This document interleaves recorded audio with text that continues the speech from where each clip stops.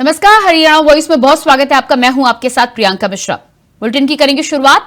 पानीपत और सोनीपत के एनएसएस स्वयं सेवकों को राष्ट्रपति द्रौपदी मुर्मू ने एनएसएस अवार्ड 2021-22 से सम्मानित किया है, जिसको लेकर हरियाणा के सीएम मनोहर लाल ने ट्वीट करते हुए दोनों को बधाई दी है। सीएम मनोहर लाल ने ट्वीट करते हुए लिखा है कि हरियाणा के एसडी कॉलेज पानीपत के एनएसएस स्वयं सेवक दीपक सिंह तथा हिंदू गर्ल्स कॉलेज सोनीपत की एनएसएस स्वयं सेवक काजल कौशिक को माननीय राष्ट्रपति श्रीमती द्रौपदी मुर्मू जी के द्वारा एनएसएस अवार्ड 2021-22 से सम्मानित होने पर बहुत बहुत बधाई। आपके द्वारा पर्यावरण, स्वास्थ्य एवं शिक्षा जैसे महत्वपूर्ण क्षेत्रों में निस्वार्थ भाव से कार्य किया गया सामाजिक कार्य अत्यंत प्रशंसनीय तथा युवाओं के लिए प्रेरणादायी है।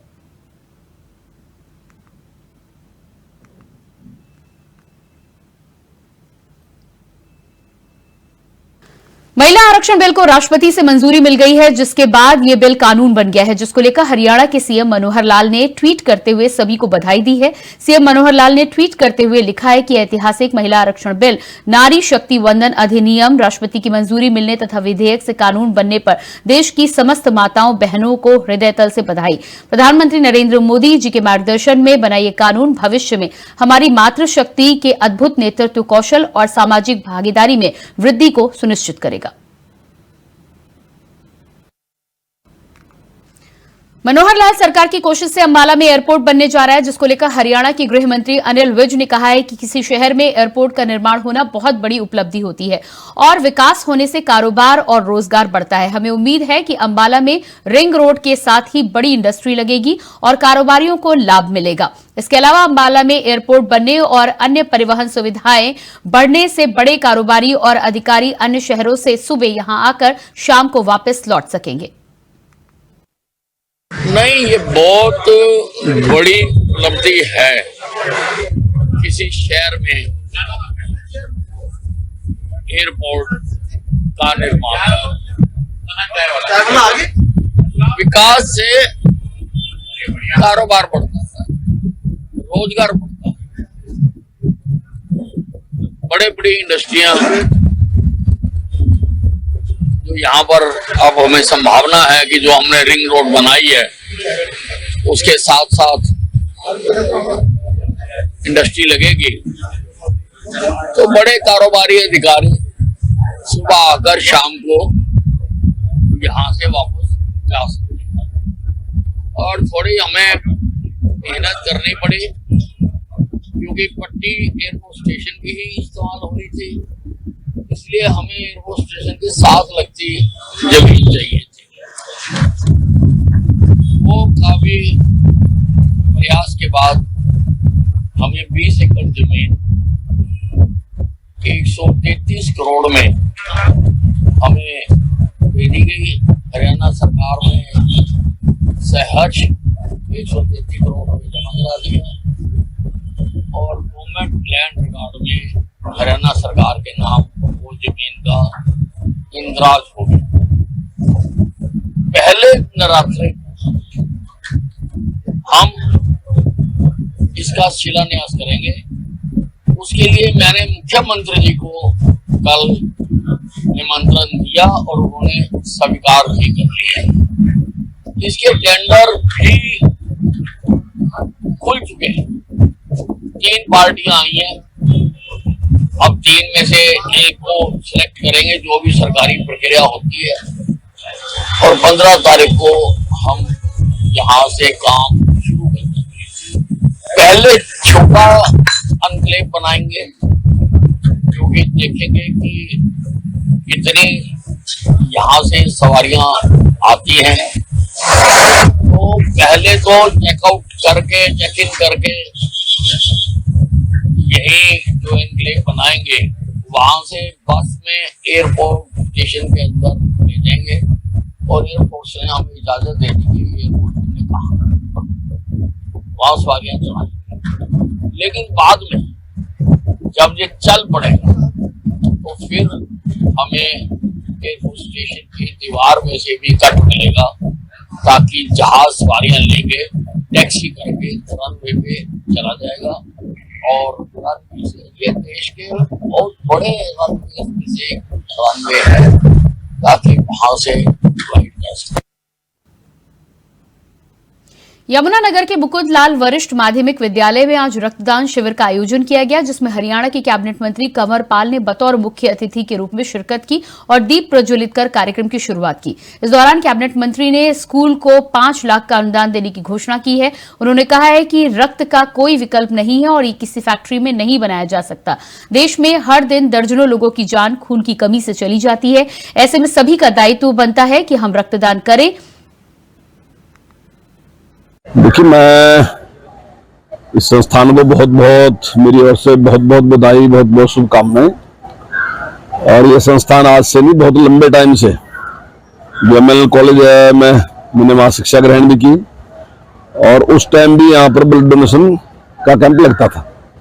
और मैं समझता हूँ तिलकराज चिड्डा जी का बहुत बड़ा योगदान है इस शहर में इस काम के लिए कि उन्होंने बच्चों को प्रेरणा दी और उनका ही वो जो चला मिशन था वो आज फल फूल के इतना बड़ा गया कि यमुनानगर में ब्लड के लिए कोई भी किसी प्रकार की प्रॉब्लम नहीं आती। बच्चों को इसी उम्र में जितनी जानकारी मिलती है कि ब्लड देने से कोई नुकसान नहीं बल्कि उसके लाभ हैं, तो मैं समझता हूँ पूरे जीवन में वो काम आने वाले हैं। और आज जिस प्रकार से इन्होंने यहाँ पे ब्लड डोनेशन का कैंप रखा, तो मैं संस्था को, प्रिंसिपल साहब को और सभी को बधाई देता हूँ। गुरुग्राम में कष्ट निवारण समिति की बैठक में अध्यक्षता करते हुए कैबिनेट मंत्री JP दलाल ने कुल 19 समस्याओं को सुनते हुए मौके पर 14 समस्याओं का निवारण किया। देखिए एक रिपोर्ट।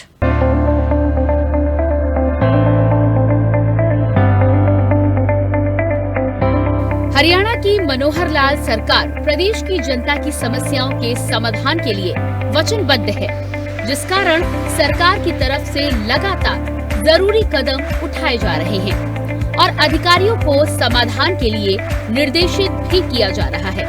इसी कड़ी में गुरुग्राम कष्ट निवारण समिति की बैठक हुई, जिसकी अध्यक्षता कृषि मंत्री JP दलाल ने की। बैठक में 19 समस्याओं को रखा गया, जिसमें से 14 समस्याओं का मौके पर ही निपटारा किया गया। बैठक में सड़क, सीवर, पानी, बिजली और कुछ अन्य जन समस्याओं को शामिल किया गया था। इसके अलावा गुरुग्राम के पटौदी रोड स्थित एक स्कूल में जल भराव की समस्या को खत्म करने के लिए अधिकारियों को आदेश दिए गए और 1 हफ्ते के अंदर इस समस्या का समाधान करने का आश्वासन शिकायतकर्ताओं को दिया गया है। गुरुग्राम शहर में सीवर की समस्या का जल्द ही समाधान हो, इसको ध्यान में रखते हुए नगर निगम और GMDA के अधिकारियों को भी आदेश जारी किए गए हैं। गुरुग्राम के अधिकारियों की लापरवाही पर बोलते हुए JP दलाल ने कहा कि यदि इस तरह की कोई शिकायत आती है तो ऐसे अधिकारियों के खिलाफ कार्रवाई भी की जाएगी, क्योंकि ये सरकार का मुख्य उद्देश्य है कि जनता के विकास कार्यों में किसी तरह की कोई रुकावट न आए। जिला कष्ट निवारण समिति की बैठक हुई।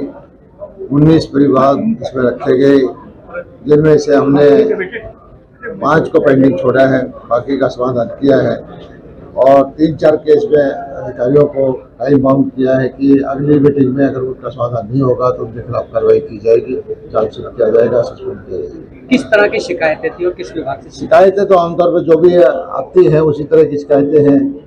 हाउसिंग बोर्ड का एक रास्ते का मुद्दा है, कहीं जल भराव एक स्कूल के अंदर हुआ है, इसी तरह से आपस में जमीन के बंटवारे का वो मुद्दा है। जो रूटीन की शिकायतें आती हैं वो आई और खुशी की बात यह है कि ज़्यादातर शिकायतों का समाधान इस कमेटी में हम कर पाते हैं और जो हमारा ध्येय है कि जनता को मालिक समझ करके जनता की सेवा करने का, उसमें हम कामयाब हो पाते हैं। और अधिकारियों को भी हमारा निर्देश है कि वो जागरूकता से, गंभीरता से जनता को सुने, जनता की सेवा करें। सरकारी काम करने की एक प्रक्रिया है। आम लोग समझते हैं कि इस कमेटी में आते ही उसका समाधान हो जाएगा, लेकिन सरकारी पैसा खर्च करने की प्रक्रिया है। फाइनेंशियल एडमिनिस्ट्रेटिव अप्रूवल होती है, टेक्निकल सैंक्शन होती है, फाइनेंशियल परमिशन होती है, फिर टेंडर होता है। कई बार काम करवाने में सिंगल टेंडर आ जाता है। प्रक्रिया के माध्यम से टाइम लगता है, लेकिन जो यहाँ पर आता है उसका काम होता जो वो आज फिर मुद्दा आया था, उसका टाइम माउंट करके 1 हफ्ते में उसका समाधान। नहीं, ऐसा है कि गुड़गांव के अंदर मल्टी बॉडीज हैं, कहीं प्राइवेट बिल्डर है, कहीं GMDA है, कहीं म्यूनसिपल कॉरपोरेशन है। तो अब ये अलग अलग काम बांट दिए गए हैं और धीरे धीरे करके हम इसको एक मिलेनियम शहर बनाने की तरफ अग्रसर है। और गुड़गांव जो है हिंदुस्तान का बहुत ही एक सुंदर शहर बनने की तरफ अग्रसर है। समस्याएं को दूर कर रहे हैं। गुड़गांव में हमारे फंड्स की मुख्यमंत्री जी ने पीछे मीटिंग भी ली थी, GMD की बहुत सारी राशि दी है।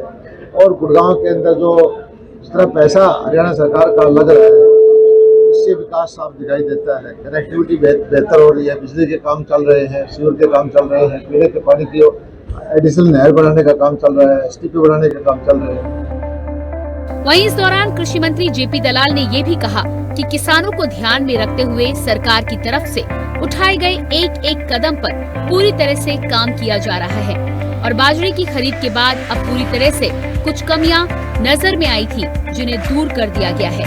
हरियाणा सरकार ही MSP का पूरा ध्यान रखते हुए किसानों से बाजरा खरीद रही है। धान की खरीदारी भी जल्द ही शुरू कर दी जाएगी, इसकी भी पूरी तैयारी हो चुकी है। ये लोकतंत्र की खूबी है कि हर वर्ग अपना अधिकार मांग सकता है। ये जरूर है कि हमारे देश में जब जो चुनाव का साल होता है तो ज़्यादा लोग मुखर हो जाते हैं, लेकिन सरकारों के पास जो जिसका हक है देने की जो किट्टी है बांट बांट के देते हैं। सरकार का ध्येय ये होता है कि गरीब आदमी का, कमज़ोर को उसको ज़्यादा उसकी तरफ सरकार झुके, वो हम देते रहते हैं। अगर सारा पैसा हम कर्मचारियों में बांट देंगे तो विकास के लिए राशि कहाँ से? हरियाणा अकेला प्रदेश है देश के अंदर जो MSP पर बाजरा खरीदते हैं या भावांतर भरपाई का पैसा देते हैं। और ये जरूर है कि कमर्शियल परचेज आजकल हैपेंड कर रहा है, उसको उस बाजरे को बाजार में बेचना भी है, उसके प्रोडक्ट भी बनाने हैं। मेरी किसान भाइयों से यही प्रार्थना है कि साफ सफाई से ठीक क्वालिटी का माल लेके आए। आपकी सहायता के लिए बाजरे की प्रोक्योरमेंट हम कर रहे हैं और प्रदेश को इसके बाजरे को खरीद भी नहीं रहा। और इसी तरह धान का किसान के लिए 1 अक्टूबर से आमतौर पर फसल खरीदी जाती है। हमने भारत सरकार से स्पेशल तौर पर परमिशन लेकर के उसको परिपोन किया। 25 तारीख से धान की खरीद शुरू हो रही है। धान आ रहा है, उसमें मॉइस्चर का मुद्दा है, तो जो परमिशिबल लिमिट है वो लेके आए किसान भाई। और हमारे हरियाणा के अंदर हमने पोर्टल दोबारा से खोल दिया है कि कुछ किसानों की शिकायत आई थी कि जे हम अपना रजिस्ट्रेशन नहीं करा पाए। 3 दिन के लिए वो पोर्टल खोला। और कपास के अंदर गुलाबी सुंडी आई, उसके लिए हमने क्षतिपूर्ति पोर्टल को खोला। और 72 घंटे के अंदर जो फसल आती है उसके किसान को हम DBT से पैसा देते हैं। लेट पेमेंट होती है तो ब्याज भी देते हैं।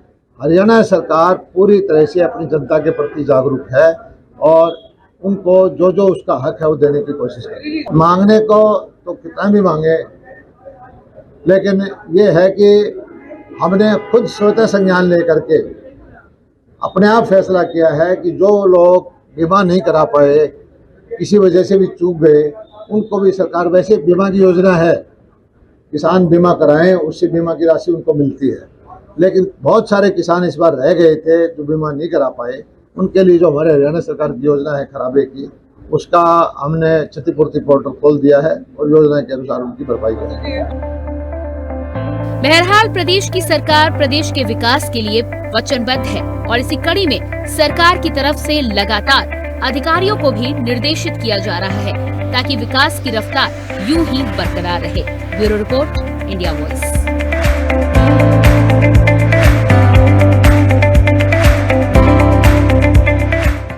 और इसी के साथ हरियाणा वॉइस में इतना ही। खबरों के लिए बने रहिए इंडिया वॉइस के साथ। नमस्कार।